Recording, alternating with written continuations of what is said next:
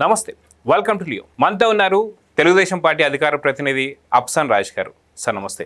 నమస్కారం సార్, జగన్మోహన్ రెడ్డి 3 రోజుల నుంచి చేస్తున్నటువంటి ఎత్తుగడలు 3 కూడా బూమరాంగ్ అయ్యాయి. ఫస్ట్ అభినయ్ సంబంధించినటువంటి ఒక పాస్టర్ డ్రామా, దాంట్లో హర్ష కుమార్ గారు కూడా ఇన్వాల్వ్ అయ్యారు, ఒక మేధావి. రెండో రోజు ప్రొఫెసర్ నాగేశ్వరరావు గారు, ఆయన ఒక మేధావి, అది కూడా బూమరాంగ్ అయింది. మళ్ళీ మూడో రోజు నిన్న అసలైనటువంటి మేధావి జగన్మోహన్ రెడ్డి గారు వచ్చారు, అది కూడా ఎలా బూమరాంగ్ అయిందో మనం చూసాం. మొత్తానికి వైసీపీ వ్యూహాలు ఇలాగ పూర్తిగా చిత్తవడానికి కారణాలు ఏంటి సార్? అంటే కారణాలు ఏం లేదు. నిన్న జగన్మోహన్ రెడ్డి గారు ఏమంటున్నాడు, నా ద్వారా ప్రతిపాదించబడ్డ మావిగను ప్రజల్లో చాలా విస్తృతంగా చర్చనీయాంశంగా మారింది, ప్రజామోదం దక్కుతూ ఉంది. అటువంటి మావిగను ప్రస్తావన తెస్తేనే చంద్రబాబు నాయుడికి బీపీ పెరిగిపోతుంది. మీరు ఎవరైనా చంద్రబాబు దగ్గరికి వెళ్ళి మావిగన్ అని అనండి, ఆయన గుండాకి అని చెప్పని మాట్లాడుతున్నాడు. అంటే ఇక్కడ ఒక పక్క కేంద్ర ప్రభుత్వం ద్వారా అమరావతికి పార్లమెంటు ద్వారా చట్టబద్ధత కల్పిస్తూ లోక్సభలో రాజ్యసభలో తీర్మానాన్ని కూడా ఆమోదించి రాజ్యాంగ సవరణ చేసి గజెట్ పబ్లికేషన్ చేశారు. సో అమరావతిని మార్పు చేయటం నీ వల్ల కాదు, ఎవరి వల్ల కూడా కాదు అనేది పార్లమెంటు వేదికగా స్పష్టత వచ్చేసింది. నీ ద్వారా ఆపుదల చేయబడిన అమరావతి పనులు మొత్తం కూడా వేగంగా ఇవాళ నిర్మాణాలు జరుపుకుంటూ ఉన్నాయి. కాబట్టి అమరావతి మాత్రమే ఏకైక రాజధాని అని నువ్వు జీర్ణించుకోలేకపోతున్నావు. పైగా రాష్ట్రంలోకి 25.3% పెట్టుబడి ప్రతిపాదనలు, అంటే దేశంలోకి వచ్చిన మొత్తం పెట్టుబడి ప్రతిపాదనలో 25.3% ఆంధ్రప్రదేశ్ రాష్ట్రమే గ్రాప్ చేయగలిగింది. ఇప్పటికి 17 ఎస్ఐబిపి సమావేశాల్లో 11,61,000 కోట్ల రూపాయల ప్రతిపాదనలు ఆమోదించారు. వాటిని కేబినెట్ నుంచి కూడా అప్రూవ్ చేసి ఆ సంస్థలకి ప్రభుత్వ పరంగా ఇవ్వాల్సిన రాయితీలు, భూ కేటాయింపులు, అనుమతులు అన్నీ మంజూరు చేసేస్తున్నారు. సంస్థలు శంకుస్థాపన జరుపుకుంటూ ఉన్నాయి, కొన్ని సంస్థలు ప్రారంభోత్సవాలు జరుపుకుంటూ ఉన్నాయి. 20 లక్షల ఉద్యోగ కల్పన చేస్తామని చెప్పిన వాగ్దానాన్ని నిలుపుకునే దిశగా ప్రభుత్వం అడుగులేస్తూ ఉంది. ఇవన్నీ చూసిన తర్వాత జగన్మోహన్ రెడ్డిలో ఇంటాలరెన్స్ పెరిగిపోతూ ఉంది.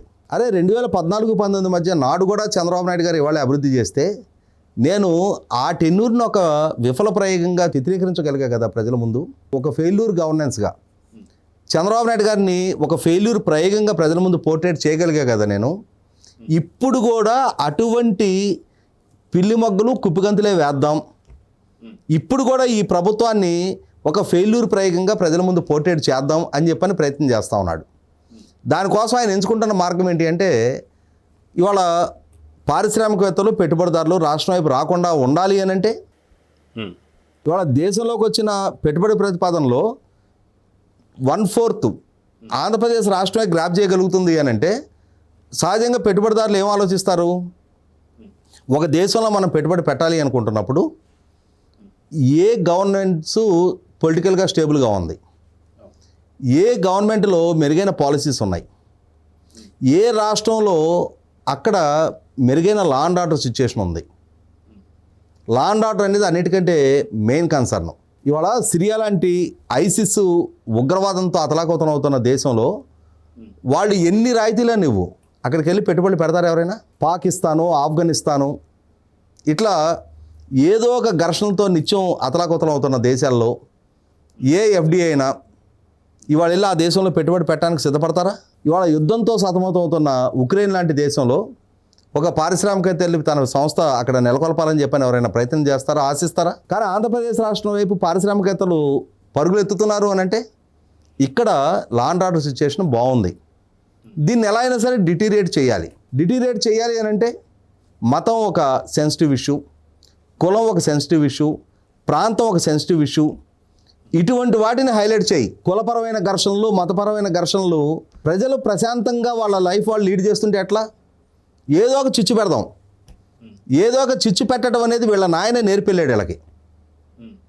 1991లో ఆ రోజున మరిచెన్నారెడ్డి గారు రాష్ట్ర ముఖ్యమంత్రిగా ఉంటే ఆయన దింపి వీళ్ళ నాయన ముఖ్యమంత్రి కావటం కోసం, ఆయన ఒక ఫెయిల్యూర్ సీఎంగా పోర్ట్రేట్ చేయడం కోసం వీళ్ళ తాత ఆధ్వర్యంలో కడప నుంచి కిరాయి హంతకుల్ని హైదరాబాద్ నగరానికి పంపించి మత ఘర్షణలు సహజసిద్ధంగా చెలరేగిన ఘర్షణలు కాదవి, ఈ కిరాయి హంతకుల ద్వారా ప్రేరేపించబడ్డ మత ఘర్షణలు. వాటిలో 400 మందిని ఊచకోత కోశారు. కేంద్ర ప్రభుత్వం దగ్గర ఇంటెలిజెన్స్ రిపోర్ట్స్ ఉన్నాయి. ఎవరి హంతకులు, ఎవరి రక్తం వీధులలో రక్తం పారేలాగా చేసిన వ్యక్తులు ఎవరు అని. అందుకని వాళ్ళు నేదురుమల్లి జనార్దన్ రెడ్డి గారిని ముఖ్యమంత్రిగా చేస్తూ చెన్నారెడ్డి గారు దిగిపోయినా కూడా జనార్దన్ రెడ్డి గారికి అవకాశం ఇచ్చారు, వీళ్ళ నాయనకి అవకాశం ఇవ్వాల. సో ఇప్పుడు జగన్మోహన్ రెడ్డి కూడా అదే విధానాన్ని అవలంబిస్తూ ఉన్నాడు.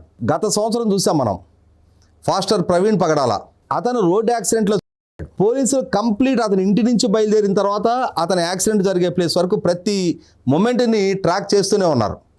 సీసీటీవీ ఫుటేజ్లు మొత్తం పోలీసులు బయట పెడుతూ ఉన్నారు. అయినా సరే జిఆర్ స్వామి ఆదేశాలతో, పవన్ కళ్యాణ్ గారి ప్రోద్బలంతో హిందూ సంఘాలు ఆయన్ని చంపారు అని చెప్పని అలజడి సృష్టించే ప్రయత్నం చేశారు.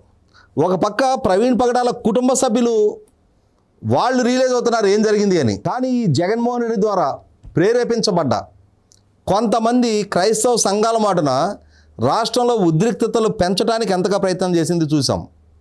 కానీ పోలీసులు సమయస్ఫూర్తితో వ్యవహరించి అసలు వాస్తవం ఏంటనేది ప్రజలకు తెలియజెప్పిన తర్వాత విఘ్నత కలిగిన ఆలోచన పరులందరూ కూడా మనం తప్పుడు సలహాలతో తప్పటి అడుగులు వేస్తున్నామని రియలైజ్ అయ్యి ఎవరికి వాళ్ళు ఆ సమస్యను సద్దుమణిగేలాగా చేయగలిగారు ఆ రోజున.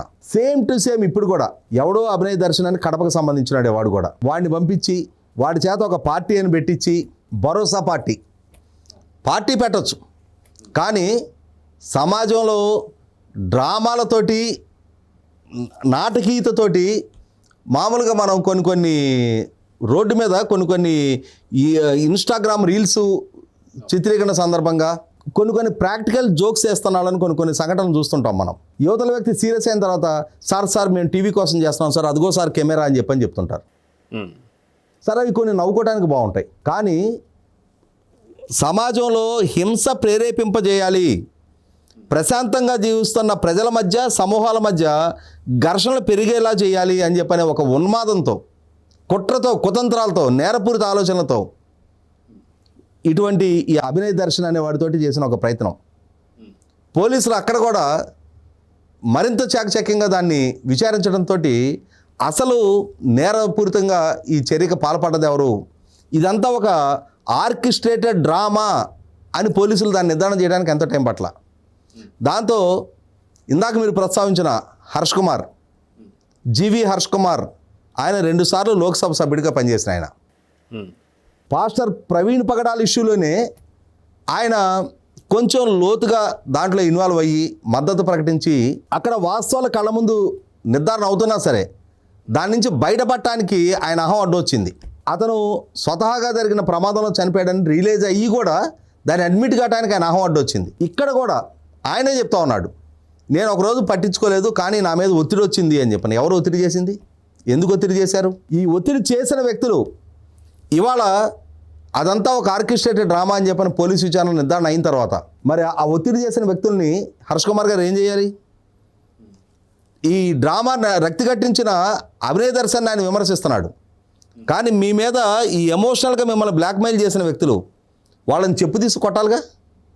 నిజమేంటో నిర్ధారణ చేసుకోకుండా సమాజంలో అస్థిరత సృష్టించే విధంగా, కమ్యూనల్ వైలెన్స్కి ప్రేరేపించే విధంగా, సమాజంలో ప్రజలను వర్టికల్గా విడగొట్టి ఘర్షణపూరిత వాతావరణం సృష్టించాలి అని చెప్పని ఎవడో వెనకుండి రాజకీయంగా కుట్రలు చేస్తే ఆ కుట్రల్లో మీరెలా పావులుగా మారుతారు పదే పదే? ఇది ఒక అంశం బూమరాంగ్ అయింది. ఆ తర్వాత ఇక్కడ హైదరాబాద్ నుంచి ఓ మాజీ ఎమ్మెల్సీ ప్రొఫెసర్ నాగేశ్వర నాయుడిని ఆయన రంగప్రవేశం చేయించారు.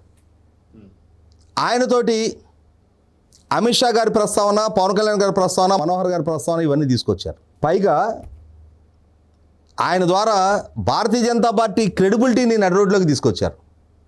కేంద్ర హోంశాఖ మంత్రిగా ఉండి దేశ అంతర్గత భద్రతను పర్యవేక్షిస్తున్న అమిత్ షా గారు జగన్మోహన్ రెడ్డి అక్రమాస్తుల కేసులలో విచారణ జరగకుండా కాపాడుతుంది ఆయనే అన్న అభిప్రాయాన్ని ప్రజల్లో కలిగించే ప్రయత్నం చేశారు. పైగా దానికి పవన్ కళ్యాణ్ గారిని, మనోహర్ గారిని ఒక పావులుగా వాడే ప్రయత్నం చేశారు.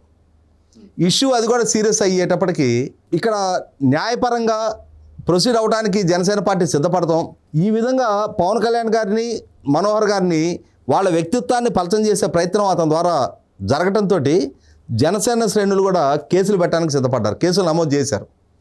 దాంతో ఈ క్షౌరమైన కానీ వివరం తెలిసి రాలేదు అని చెప్పని ఈ డ్యామేజ్ జరిగిన తర్వాత ఇతను వైసీపీ కిరాయి వ్యక్తిగా వ్యవహరిస్తున్నాడు అని చెప్పని మనలాంటి వాళ్ళు ఎప్పటి నుంచో చెప్తూ ఉన్నాం. చాలామందిని ఎమోషనల్గా బ్లాక్మెయిల్ చేసే ప్రయత్నం చేసేవాడు. కానీ అంతిమంగా నిన్న ఇష్యూ ఇది బూమరాంగ్ అయింది. అంతిమంగా ఇది తన క్రెడిబిలిటీ ప్రజల్లో పలచన చేసింది. వీళ్ళు ఇచ్చే కూలి డబ్బులకు కక్కుర్తిపడి ఏ స్క్రిప్ట్ అయినా నేను దాన్ని ఫాలో అయితే చివరికి అంతిమంగా నా క్రెడిబిలిటీ ఇవాళ ప్రశ్నార్థకంగా మారుతుందని రియలైజ్ అయిన తర్వాత అతను కూడా నిన్న తన వ్యాఖ్యలు ఉపసంహరించుకుంటున్నా అని చెప్పని ప్రకటన చేశాడు. దాంతో ఈ వైసీపీ స్క్రిప్ట్ రెండోది కూడా బూమరాంగ్ అయింది. ఇక నిన్న మూడోది, ఇక లాభం లేదని చెప్పని ఈ పక్క వాయిద్యకారులు కాదు అని చెప్పని అసలు విద్వాంసుడు జగన్మోహన్ రెడ్డి రంగంలోకి దిగాడు. నిన్న ప్రెస్ మీట్ పెట్టాడు.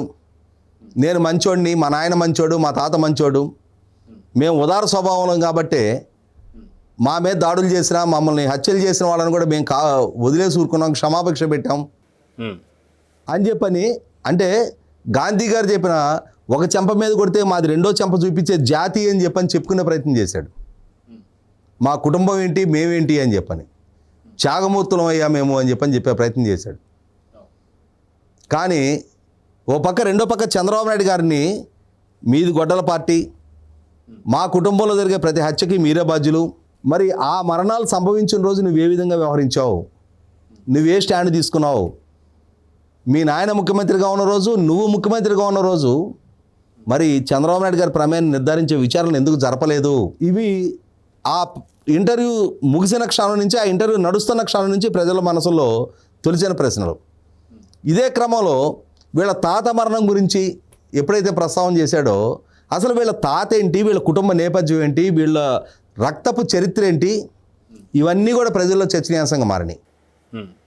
వీళ్ళ తాత ద్వారా చంపడానికి ప్రయత్నం చేయబడిన పార్థసారథి రెడ్డి గారు 26 కత్తిపోట్లకు గురై కూడా ఆయన ఆ భగవంతుడి దయ వల్ల ఆ రోజు బతికి బట్టగట్టి ఆయన ఓపెన్గానే చెప్తున్నాడు, నన్ను చంపడానికి రాజారెడ్డి చంపించే ప్రయత్నం చేశాడు, దానికి ప్రత్యేకంగానే రాజారెడ్డిని మేము చంపించామని చెప్పని, ఈ క్రమంలో మా తమ్ముని కూడా మేము కోల్పోయామని చెప్తా ఉన్నాడు ఆయన. ఆనాడు రాజశేఖర రెడ్డి ఎలా వ్యవహరించాడు, ఆ కేసుని ఎలా డీల్ చేశాడు, జగన్మోహన్ రెడ్డి ఎలా వ్యవహరించాడు. జగన్మోహన్ రెడ్డి పరిటాల రావు గారి హత్య కేసులో అక్యూజ్డ్, వాళ్ళ నాయన ముఖ్యమంత్రిగా ఉండి సిబిఐ విచారణ సీఎం క్యాంప్ ఆఫీసులో నిర్వహింపజేసి ఆ రోజు సిబిఐ నుంచి క్లీన్ చిట్ ఇప్పించుకోబడ్డ వ్యక్తి, క్లీన్ చిట్ ఇచ్చిన వ్యక్తి కాదు, వాళ్ళ నాయన అధికారంతో కేంద్రంలో రాష్ట్రంలో వాళ్ళే అధికారంలో ఉన్నారు కాబట్టి వాళ్ళ నాయన చేత ఇప్పించుకోబడ్డ వ్యక్తి. కానీ ఎఫ్ఐఆర్లో నాటికి నేటికి పరిటాల రావు గారి హత్య కేసు కుట్రదారుడిగా జగన్మోహన్ రెడ్డి పేరు ఈనాటికి ఉంది. మరి నీ చిన్నాన్న కేసు ఏం మాట్లాడుతున్నావు? దస్తగిరికి చంద్రబాబు నాయుడు గారికి ఒకరే లాయరు అని చెప్పని మాట్లాడుతున్నావు. నీకు సిబిఐ ద్వారా వివేకానంద రెడ్డి గారి కేసు సొత్తదారులు అని చెప్పని నిర్ధారణ చేయబడిన భాస్కర్ రెడ్డి, దేవిరెడ్డి శివశంకర్ రెడ్డి, గంగిరెడ్డి, అవినాష్ రెడ్డిలకి నీకు నీ పార్టీ రాజ్యసభ సభ్యుడు నిరంజన్ రెడ్డి లాయరు. మరి సిబిఐ ద్వారా పలానా సొత్తదారులు అని చెప్పి నిర్ధారణ చేయబడ్డ వ్యక్తులని కాపాడే ప్రయత్నం నువ్వెందుకు చేస్తున్నావు? అంటే వివేకానంద రెడ్డి గారి మరణం సంఘటన ఆ కేసు నీ వరకు, నీ సతీమణి వరకు వస్తుందని నువ్వు భయపడుతున్నావా అని చెప్పని మీ చిన్నాయన కుమార్తె డాక్టర్ సునీత గారు ప్రస్తావించిన అంశాన్ని ఇక్కడ గుర్తు చేసుకొని తీరాలి. కాబట్టి నిన్నటి ప్రెస్ మీట్ తోటి వీళ్ళ కుటుంబం ఏంటి, వీళ్ళ కుటుంబం చేసిన అరాచకాలు, ఆక్రమణలు, దాడులు, దౌర్జన్యాలు, హింస, హత్యలు అన్నిటికన్నా ముఖ్యంగా ఇవాళ రాష్ట్ర వ్యాప్తంగా ఉన్న రెడ్డి సామాజిక వర్గీయులు చాలామంది జగన్మోహన్ రెడ్డిని ఓన్ చేసుకునే ప్రయత్నం చూస్తూ ఉన్నాం మనం. మీరు నేను ఏదో నాకు జగన్మోహన్ రెడ్డికి వ్యతిరేకంగా ఒక పోస్ట్ రాసిన ఆ కింద కామెంట్ల రూపంలో వచ్చి బూతులు తిట్టే వాళ్ళందరూ కూడా రెడ్లే ఎక్కువ మంది ఉంటారు. నిన్న మనకి తేడతెల్లమైన వాస్తవం ఏంటి అంటే డాక్టర్ ఎన్ తులసిరెడ్డి లాంటి మృదు స్వభావాన్ని ఆయన్ని కూడా హత్యించే ప్రయత్నం ఈ రాజారెడ్డి ద్వారా జరిగింది. ఆయన్ని కూడా కేసుల్లో అరెస్టు చేయించి జైలు పాలు చేయించారు ఈ కుటుంబం. అదే సందర్భంలో వాళ్ళ కుటుంబం ద్వారా అక్కడ కడప జిల్లాలో జరిగిన ప్రధానమైన హత్య కూడా రెడ్డి సామాజిక వర్గీయుల్ని. మరి అటువంటి వాళ్ళు ఎలా రెడ్లకు నాయకులుగా ఎదిగారు? రెడ్లు ఎందుకు వాళ్ళని ఓన్ చేసుకోవాలి? వాళ్ళ పదవులు, వాళ్ళ ఆస్తులు, వాళ్ళ వ్యాపారం, వాళ్ళ డబ్బు, వాళ్ళ అధికారం, దానికోసం ఎవరినైనా తుదముట్టించడానికి సిద్ధపడ్డ వ్యక్తులు, క్రూరత్వానికి, ఉన్మాదానికి పరాకాష్ఠగా నిలిచిన వ్యక్తులు. ఇటువంటి వాళ్ళ వైఖరి మొత్తం ఇవాళ సమాజంలో చర్చనీయాంశంగా చేసుకున్నాడు నిన్న జగన్మోహన్ రెడ్డి ప్రెస్ మీట్ తోటి. దాంతో వరుసగా 3 సంఘటనలు, ఆడు అభినయ్ దర్శన్ అయినా, నాగేశ్వర్ అయినా, జగన్మోహన్ రెడ్డి అయినా, ఈ 3 ప్రయత్నాలు చూసిన తర్వాత వైసీపీ శ్రేణులు ఒక రకమైన నిర్వేదంలో కూరుకుపోతూ ఉన్నారు. ఎన్ని తప్పులను మేము కవర్ చేసుకురావాలి, ఎన్ని ఎలివేషన్లు మేము ఇస్తూ ఉండాలి. స్వామి, నువ్వు ఆ యూరోప్లోనే కొన్నాళ్ళు తగలబడు, లేదంటే ఆ బెంగళూరులోనే ఉండు, నువ్వు ఇక్కడికి రావద్దు. నీ వ్యూహాలు, ఈ అవుట్డేటెడ్ నీ ప్రయత్నాలతోటి మేము ఇబ్బంది పడతా ఉన్నాం. నిన్ను మొయ్యలాక మాకు ఒక గుదిబండలాగా మారుతా ఉన్నావు నువ్వు. కాబట్టి కొన్నాళ్ళు నువ్వు ఎక్కడైనా ఉంటే బాగుండు అని చెప్పని వాళ్ళే తలలు పట్టుకొని చేతులు పిసుకుంటూ కూర్చుంటున్నారు. సో చూద్దాం సార్, ఖచ్చితంగా మీరు అన్నట్టుగా జగన్మోహన్ రెడ్డి వ్యూహాలన్నీ కూడా ఫలించడం లేదు. అదేవిధంగా చూసుకుంటే ఆయనకి ఎలివేషన్స్ కావచ్చు, ఆయన చెప్తున్న అబద్ధాలు మోసేటువంటి ఒక ప్రయత్నంలో వాళ్ళంతా పూర్తి విఫలం అవుతున్నారు. సో మీరు అన్నట్టు ఖచ్చితంగా జగన్మోహన్ రెడ్డి కొద్ది రోజులు పక్కన ఉంటేనే బెటర్ అనుకుంటున్నారు. సో చూద్దాం సార్ ఏం జరగబోతుంది. నమస్తే. నమస్కారం. Please subscribe to Leo News for more videos.